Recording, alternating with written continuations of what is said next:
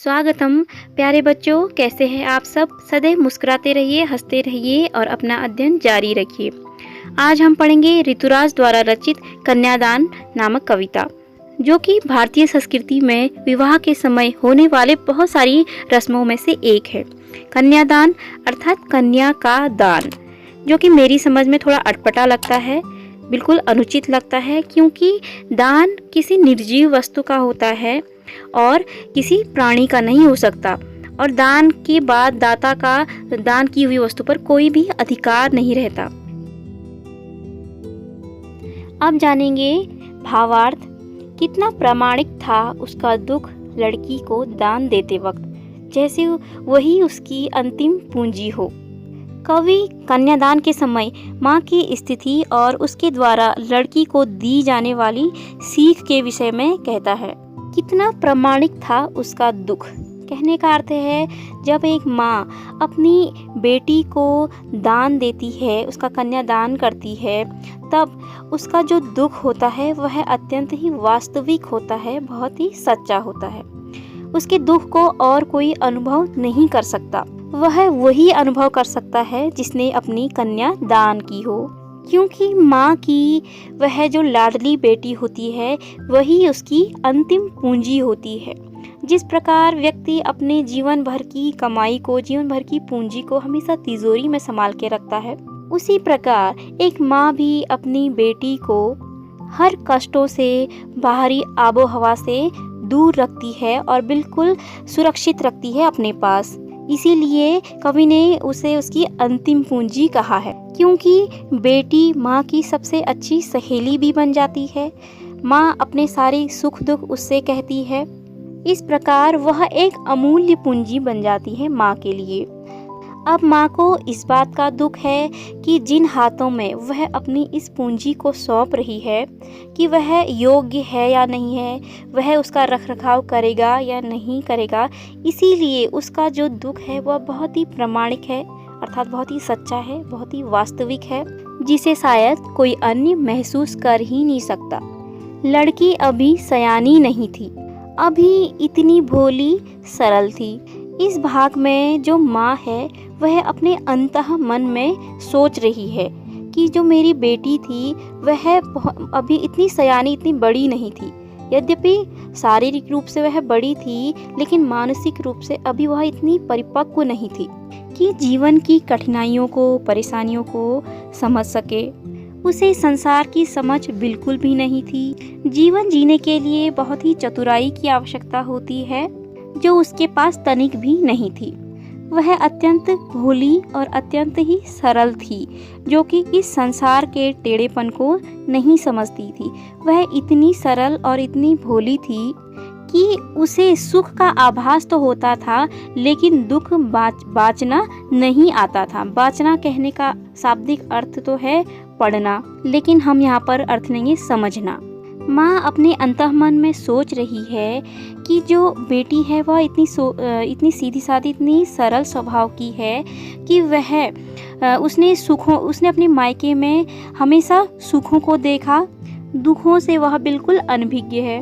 वह विवाह को एक बहुत ही सुखपूर्ण आभास समझती थी, लेकिन उसे पता नहीं था कि विवाहोपरांत ससुराल में किन दुखों, कठिनाइयों, संघर्षों और पीड़ाओं को उसे सहन करना पड़ेगा। इन दुखों को उसे बाँचना नहीं आता था, अर्थात इन दुखों की समझ उसे थी ही नहीं।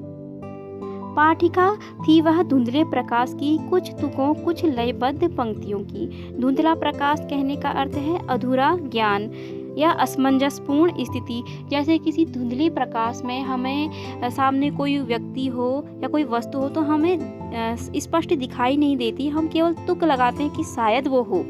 तो बेटी के मन में भी विवाह के प्रति जो उसका ज्ञान था वह अधूरा ज्ञान था। उसने अपने आसपास अपनी सखी सहेलियों से जो बातें सुनी थी वह उसे बहुत ही मोहक लगती थी। वह सोचती थी कि जो विवाह होता है एक ऐसा अवसर होता है जिसमें कि सुंदर सुंदर वस्त्र पहने जाते हैं, आभूषण पहने जाते हैं और खूब सा श्रृंगार होता है। लेकिन वह विवाह के पश्चात गृहस्थ जीवन के वास्तविक उत्तरदायित्वों से अनभिज्ञ थी। विवाह उसके लिए एक तुक से युक्त और बहुत ही लयबद्ध पंक्तियों से युक्त एक सुंदर कविता के समान थी। अतः बेटी की यह स्थिति माँ के दुख का कारण थी, क्योंकि बेटी जिन दुखों को जानती तक नहीं थी, माँ ने स्वयं उसे भोगा था। इसलिए अल्प अवस्था में बेटी के सुखमय जीवन की चिंता माँ को निरंतर सता रही थी। माँ ने कहा, पानी में झांककर अपने चेहरे पे मत रीझ जाना। आग रोटियां सेकने के लिए होती हैं, जलने के लिए नहीं। तो इन पंक्तियों में जो विदाई के समय, कन्यादान के समय जो माँ अपनी बेटी को शिक्षा दे रही है उसका वर्णन किया है। तो माँ अपनी बेटी से कह रही है कि हे पुत्री, जब तुम उस घर जाओगी तो तुम्हें बहुत सारे उत्तरदायित्व वहाँ निभाने पड़ेंगे। सामान्य घर गृहस्थी के कार्य भी तुम्हें करने पड़ेंगे। जब तुम पानी लेने जाओगी तो किसी जलाशय में अपने चेहरे को देखकर अत्यंत ही प्रसन्न मत हो जाना, अत्यंत ही मुग्ध मत हो जाना, क्योंकि एक नवविवाहिता जब विवाह करके अपने ससुराल जाती है तब वह अपने रूप श्रृंगार पर स्वयं ही रीझ जाती है, स्वयं ही मुग्ध हो जाती है। क्योंकि अगर तुम जलाशय में देखते हुए अगर अपने चेहरे को ही देखते रह गई तो तुम्हारा बहुत सा समय व्यतीत हो जाएगा, जिससे तुम्हारे ससुराल वाले तुम पर बहुत ही क्रुद्ध होंगे, बहुत ही क्रोधित होंगे। हो सकता है तुम्हारे ससुराल वाले क्रोधित होकर उसी जलाशय में तुम्हें डुबाकर मार दे। आग रोटियां सेकने के लिए है, जलने के लिए नहीं। आगे माँ पुत्री को सावधान करते हुए कहती है कि हो सकता है वह स्नेह प्रेम भाव तुम्हें ससुराल में न मिले तो तुम क्रोधित होकर आग में स्वयं को जला मत लेना, क्योंकि आग रोटियां सेकने के लिए होती हैं, जलने के लिए नहीं। फिर माँ यह संभावना भी व्यक्त करती है कि हो सकता है ससुराल वाले दहेज के लालच में आकर तुम्हें उस आग में जलाने का प्रयास करें, पर तुम सावधान रहना, गलत बात को चुपचाप मत सहना एवं उसका विरोध करना। वस्त्र और आभूषण शाब्दिक भ्रमों की तरह बंधन है स्त्री जीवन के।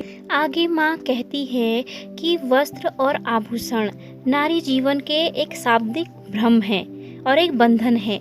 जिस प्रकार विवाह से पूर्व बेटी से कहा जाता है कि वह उसी स्नेह की पात्र रहेगी जो स्नेह उसे मायके में मिलता रहा, पर ससुराल में परिस्थितियां कुछ और होती हैं। इसलिए माँ कह रही है कि वह वाक्य और वह शब्द एक छलावा है, एक भ्रम है, नारी जीवन के एक बंधन है। क्योंकि जब वह गृहस्थ आश्रम में चले जाती है तो वहाँ के उत्तरदायित्वों से वह बंध जाती है, उसका अपना कोई अस्तित्व नहीं होता, यहाँ तक कि वह अपने लिए भी समय नहीं निकाल पाती। तो माँ कह रही है कि हे बेटी, वह वाक्य, वह शब्द इन सुंदर रेशमी वस्त्रों और आभूषणों के समान छलावा है, तुम इन सब में मत खो जाना।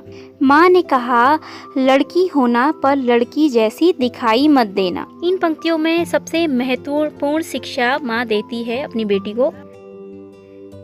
हे पुत्री, तू मन से लड़की के गुणों को अपने में धारण करना, निश्चलता, सरलता और भोलापन अपने आप में धारण करना, किंतु इसे संसार के सामने प्रकट मत करना। क्योंकि यदि लोग यह जान जाएंगे कि तू निश्चल है, सरल है, भोली भाली है, तो वह तेरा शारीरिक और मानसिक शोषण करेंगे। तुझे अपने अधिकारों के प्रति हर पल सजग रहना होगा, जिससे कि तुझ पर कोई अन्याय न कर सके। अतः तू लड़की जैसी बनकर रहना, किंतु बाहर से व्यवहारिक रूप में लड़की जैसा दब्बूपन अपने आप में मत लाना।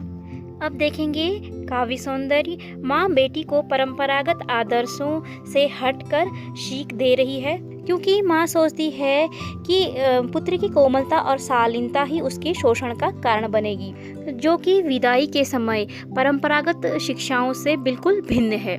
भाषा सरल और प्रभावपूर्ण है, लोक जीवन से जुड़ी है, और इस कविता में बाल विवाह एवं दहेज कुप्रथा पर भी प्रश्न चिन्ह लगाया गया है। इस प्रकार यहाँ पर आपका भावार्थ पूर्ण हुआ और मैंने यहाँ पर प्रश्न गए हैं और आप प्रश्न उत्तर भी ग्रहण करेंगे और भावार्थ भी ग्रहण करेंगे। धन्यवाद।